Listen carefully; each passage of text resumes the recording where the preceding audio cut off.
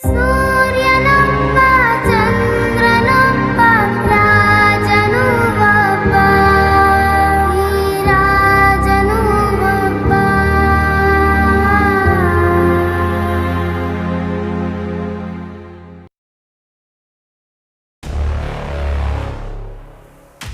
ದಿನಾಂಕ 17 ಮಾರ್ಚ್ 1975 ಚೆನ್ನೈನ ಕಲ್ಯಾಣಿ ಎಂಬ ಆಸ್ಪತ್ರೆಯಲ್ಲಿ ಪಾರ್ವತಮ್ಮ ಹಾಗೂ ಡಾಕ್ಟರ್ ರಾಜ್ಕುಮಾರ್ ಅವರು ಒಂದು ಮುದ್ದಾದ ಗಂಡು ಮಗುವಿಗೆ ಜನ್ಮ ನೀಡ್ತಾರೆ. ಆ ಮುದ್ದಾದ ಗಂಡು ಮಗು ಬೇರೆ ಯಾರೂ ಅಲ್ಲ, ನಮ್ಮ ನಿಮ್ಮೆಲ್ಲರ ಪ್ರೀತಿಯ ಲೋಹಿತ್ ರಾಜ್ಕುಮಾರ್. ಗುಳಿಕೆನ್ನೆಯ ಒಡೆಯ, ನೋಡೋಕೆ ತುಂಬ ಸಿಂಪಲ್ಲು, ಇವರೆಲ್ಲರ ಜೊತೆ ತುಂಬ ಹಂಬಲು. ಅಭಿಮಾನಿಗಳ ಅಪ್ಪು, ಏಟರ್ಸೇನೆ ಇವರಿಗೆ ಕೊಡ್ತಿದ್ರು ಹೈಪು. ಆ್ಯಕ್ಟಿಂಗ್ಗೆ ಬ್ರ್ಯಾಂಡ್ ಅಂಬಾಸಿಡರ್, ಕೈಂಡ್ನೆಸ್ಗೆ ಇವರೇ ಕಿಂಗು.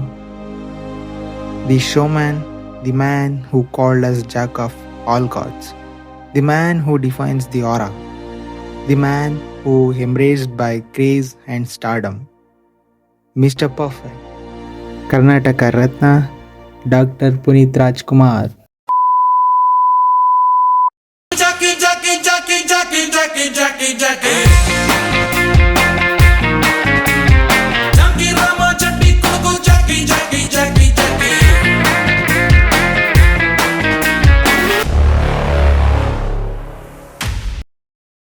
ಪಾರ್ವತಮ್ಮ ಹಾಗೂ ರಾಜ್ಕುಮಾರ್ ರವರಿಗೆ ಅಪ್ಪು ಅವರು 5ನೇ ಮಗುವಾಗಿ ಜನಿಸುತ್ತಾರೆ.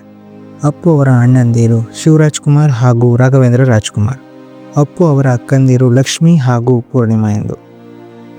ನಾವು ಇಮ್ಯಾಜಿನ್ ಕೂಡ ಮಾಡೋಕ್ಕಾಗೋದಿಲ್ಲ. ಇವರು 6 ತಿಂಗಳು ಮಗುವಾಗಿದ್ದಾಗಲೇ ಪ್ರೇಮದ ಕಾಣಿಕೆ ಎಂಬ ಚಿತ್ರದಿಂದ ಇಂಡಸ್ಟ್ರಿ ಡೆಬ್ಯೂ ಮಾಡ್ತಾರೆ. ನಂತರ ನಡೆದಿದ್ದೆಲ್ಲ ಚರಿತ್ರೆ. ವಸಂತ ಗೀತೆ, ಭೂಮಿಗೆ ಬಂದ ಭಗವಂತ, ಚಲಿಸುವ ಮೋಡಗಳು, ಭಕ್ತ ಪ್ರಹ್ಲಾದ, 2 ನಕ್ಷತ್ರಗಳು, ಬೆಟ್ಟದ ಹೂ ಮುಂತಾದ ಸುಮಾರು 15ಕ್ಕೂ ಹೆಚ್ಚು ಚಿತ್ರಗಳಲ್ಲಿ ಬಾಲನಟನಾಗಿ ಅಭಿನಯಿಸುತ್ತಾರೆ. ಅಂದಿನ ವಯಸ್ಸಿನಲ್ಲೇ ಕರುನಾಡ ಮನೆ ಮಗನಾಗುತ್ತಾರೆ. ಅಷ್ಟು ಚಿಕ್ಕ ವಯಸ್ಸಿನಲ್ಲೇ ಕರ್ನಾಟಕ ರಾಜ್ಯ ಪ್ರಶಸ್ತಿ ಹಾಗೂ ನ್ಯಾಷನಲ್ ಅವಾರ್ಡ್ ಇವರ ಮುಡಿಗೇರಿತ್ತು.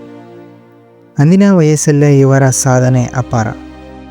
ನಾರ್ಮಲಾಗಿ ಎಲ್ಲರೂ ಆ್ಯಕ್ಟ್ ಮಾಡಿದ್ರೆ ದುಡ್ಡು ಸಿಗುತ್ತೆ, ಫೇಮ್ ಸಿಗುತ್ತೆ. ಆದರೆ ಇವರು ಆ್ಯಕ್ಟಿಂಗ್ ಮಾಡಿದ್ರೆ ಅವಾರ್ಡ್ಗಳು ಸಿಗುತ್ತೆ. ಇವರು ನಮ್ಮ ಮೊದಲನೇ ಸಿನಿಮಾ ಆ್ಯಕ್ಟಿಂಗ್ ನೋಡಿ ಶಿವರಾಜ್ ಕುಮಾರ್ ಅವರು ಇವ್ರಿಗೆ ಪವರ್ ಸ್ಟಾರ್ ಅಂತ ಟೈಟಲ್ ಕೊಡ್ತಾರೆ.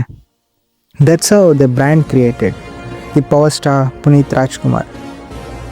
ಎಲ್ಲರೂ ಒಬ್ಬೊಬ್ಬ ಸ್ಟಾರ್ನ ಇಷ್ಟಪಟ್ಟೇ ಪಡ್ತಾರೆ.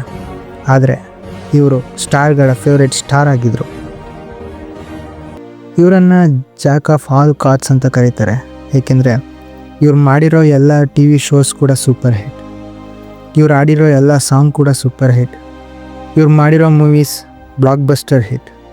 ಇವ್ರ ಪ್ರೊಡಕ್ಷನ್ ಹೌಸ್ ಸಕ್ಸಸ್ಫುಲ್. ಹೊಸಬರ ಹೊಸತನಕ್ಕೆ ಯಾವಾಗಲೂ ಸದಾ ಸಪೋರ್ಟ್ ಮಾಡ್ತಾಯಿದ್ರು. ಇವರ ಬಗ್ಗೆ ಎಷ್ಟೇ ಹೇಳಿದ್ರೂ ಕಡಿಮೆನೆ. ಇವರು ವಿಧಿವಶರಾಗಿ ಸುಮಾರು 4 ವರ್ಷಗಳಿಗಿಂತ ಜಾಸ್ತಿ ಆಗಿದೆ. ಇವಾಗಲೂ ಇವರ ಮೂವಿಗಳು ರಿಲೀಸ್ ಆಗಿ ಅವರ ಫ್ಯಾನ್ಸ್ ಹಬ್ಬ ಮಾಡ್ತಾರೆ.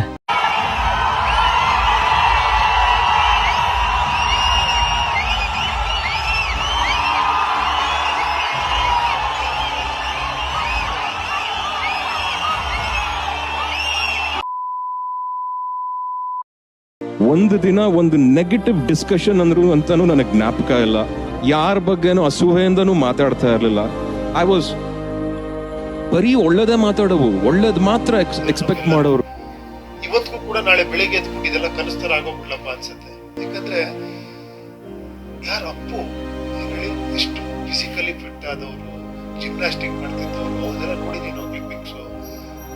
ಅದ್ಭುತವಾಗಿ ಡ್ಯಾನ್ಸ್ ಮಾಡ್ತಿದ್ದವರು, ಫೈಟ್ ಮಾಡ್ತಿದ್ರು. ಅಷ್ಟು ಪರ್ಫೆಕ್ಟ್ ಅನ್ನೋಂಥ ವ್ಯಕ್ತಿ ಈ ತರ ದಡಾರಂತ ಇದಾಗ್ತಾರೆ ಅನ್ನೋದು. ಅಪ್ಪು ಅವ್ರ ಫೈಟ್ಸ್ ನೋಡಿದ ತಕ್ಷಣ ನನಗೆ ಈ ತರ ಸಿನಿಮಾಲಿ ಫೈಟ್ ಕಲಿಬೇಕಪ್ಪ ಅಂತ ಅನಿಸ್ತಾ ಇತ್ತು. ಇವತ್ತಿಗೂ ಅವ್ರ ಸ್ಟಂಟ್ಸ್ ಆಗ್ಬೋದು, ಅವ್ರ ಡ್ಯಾನ್ಸ್ ಆಗ್ಬೋದು, ಯಾರು ಮಾಡೋಕ್ಕಾಗಲ್ಲ. ಈ ಕಡೆ ನೀವು ಪುನೀತ್ ನೋಡಿ, again he has his own talent of fights. ಎಲ್ಲೆಲ್ಲೋ 6 ಅಡಿ floor, 7th floor, 8th floor ಇಂದೆಲ್ಲ ಜಂಪಿಂಗು, ಅದು ಇದು ನಮ್ಮ ಕೈಲಾಗಲ್ಲಪ್ಪ. చాలా రిస్కీ ఫైట్స్ అండ్ ఆయన ఒరిజినల్ గా మార్షల్ ఆర్ట్స్ హైలీ ట్రైన్డ్ అన్నమాట. So and fights to run is one of the best in fights. And he was one person who I think his that smile, that energy, that vibe that he gave off was so positive right from day one that made you feel so comfortable, you know. என்னோட life டைம்ல வந்து ஒரு அழகான ஒரு மனுஷருக்கு, ஒரு human பீயிங்க்கு வந்து இப்படி ஒரு லவ் நான் மறுபடியும் விட்னஸ் பண்ணுவேனா அப்படின்னு தெரியல. என்னோட லைஃப் டைம்ல I don't think I will be witnessing such love again in my life time.